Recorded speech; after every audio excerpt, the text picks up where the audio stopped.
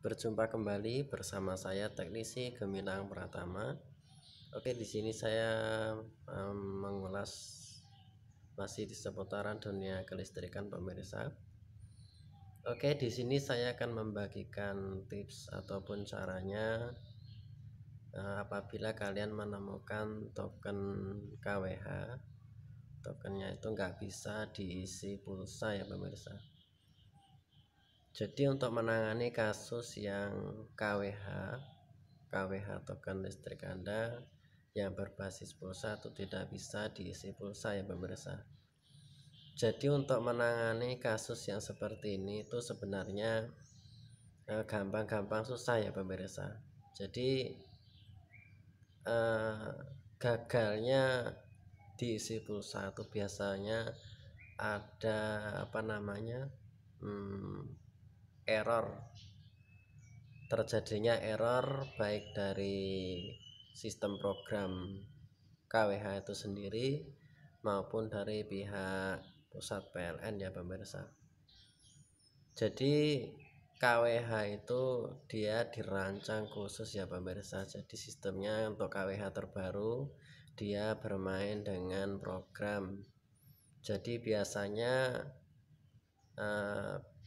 bisanya KWH gagal diisi pulsa itu biasanya orang telat ya pemirsa, telat dalam pengisian pulsa.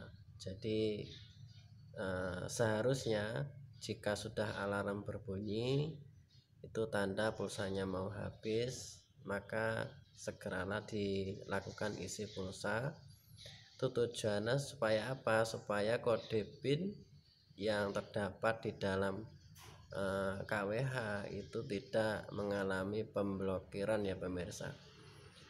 Jadi untuk sistemnya itu dia seolah-olah ya pemirsa, seolah-olah KWH sekarang itu dia terhubung secara langsung di pihak kantor PLN. Jadi untuk menangani kasus yang gagal diisi pulsa itu caranya kita mengirimkan kode seri daripada KWH, terus kita mengirimkan atas nama dan kode seri KWH itu biasa kita kirimkan di dunia internet, di Google biasa ada nomor PLN area terdekat biasanya itu ada, ataupun kita laporan ke pihak PLN. Nanti di situ biasanya kode KWH yang mengalami masalah itu biasa dimasukkan di dalam komputer pemirsa. Nanti diproses. Setelah itu kita pelanggannya itu biasa akan dikirimi kode. Jadi kode itu biasanya terdapat berkisar sampai 16 digit pemirsa. Jadi biasanya tuh ada yang 16, bahkan ada yang banyak pemirsa, tergantung kebijakan daripada pusat itu sendiri. Jadi itu langkah pertama, kita laporan mengirimkan kode seri dan atas nama KWH yang bermasalah kita kirimkan ke pihak PLN. Setelah itu dia akan diproses di pusat, di komputer pusat. Setelah itu kita sebagai pelanggan dia akan mendapatkan, biasa akan dikirimi kode. Jadi kode itu nanti terdapat daripada 4 baris kode angka ya pemirsa. Jadi setiap satu baris kita masukkan, setelah itu kita enter, satu baris kita masukkan, setelah itu kita enter, begitu seterusnya sampai angka itu masuk semua di dalam KWH. Itu caranya pemirsa. Jadi apabila kalian menemukan KWH yang gagal diisi pulsa itu segeralah memberikan laporan kepada pihak PLN pemirsa. Jadi jangan sampai kita kita otak-atik sendiri, itu bisa kena sanksi ataupun denda. Itu caranya ya pemirsa. Jadi yang bisa kita rubah itu cuma output daripada KWH itu sudah menjadi milik kita. Misalnya kita mau ganti screen, mau ganti MCB yang di luar KWH maksudnya, itu bisa, terserah kita. Cuma kalau di dalam KWH-nya itu tetap nggak bisa ya pemirsa. Nah di sini saya berikan contoh di sini pemirsa. Nah ini, nah seperti ini. Ini kan berbasis pulsa pemirsa. Jadi yang pulsa itu berhati-hati sebab dia bermain dengan program. Terus di dalam sini dia selain program itu dia apa namanya, terdapat sejenis alat pelacak pemirsa. Jadi berhati-hati kalau kalian menggunakan meteran pulsa listrik, itu jangan-jangan di dalamnya sudah ditanam alat pelacak. Gunanya alat pelacak itu yaitu sebagai untuk apa namanya, pengaman supaya tidak terjadi curian listrik pemirsa. Itu tugasnya. Jadi kalian kalau sudah menggunakan KWH berbasis pulsa itu harus berhati-hati sebab di dalamnya itu sistemnya program pemirsa. Jadi yang ada tombol-tombolnya seperti ini berbasis program. Dia ada mesin digitalnya, jadi harus berhati-hati pemirsa. Nah seperti ini. Jadi kalau ada masalah tuh jangan sampai kalian mengotak-atik di apa namanya, di KWH ini.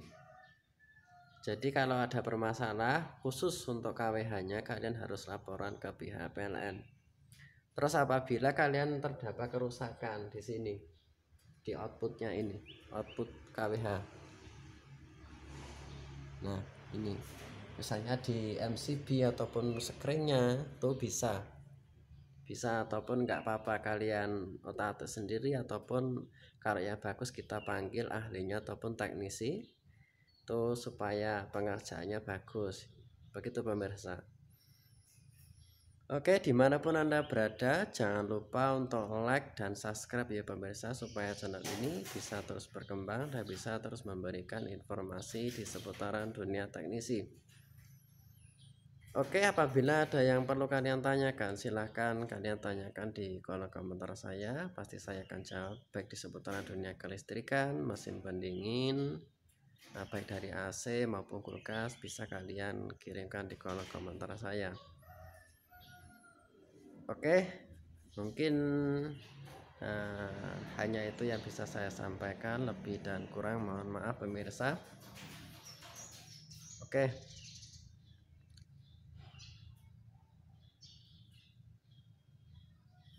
sebentar pemirsa.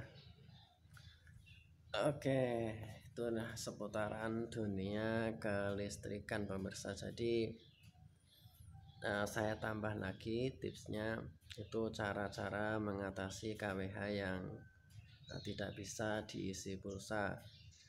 Terus terkadang KWH terdapat lambang tangan ya pemirsa. Itu biasa di situ ada kerusakan di bagian instalasi. Jadi cara cepatnya cukup kalian matikan dulu MCB secara total. Jadi jalur screen kita matikan, MCB kita cabut. Kita off cam MCB yang di KWH pemirsa di sini. Nah MCB ini kita off kan. Jika kita off kan di sini kok masih terdapat lambang tangan, itu kemungkinan besar ataupun cara tipsnya sebelum kita memvonis KWH-nya error, sebelum kita laporan. Nah di sini pemirsa, kabel output dari KWH kita putus, terus kita nyalakan kembali. Jika yang menyebabkan timbulnya kode itu akibat kerusakan daripada KWH, maka secara otomatis jika yang rusak itu instalasi, dia biasa akan hilang tanda tangan itu pemirsa.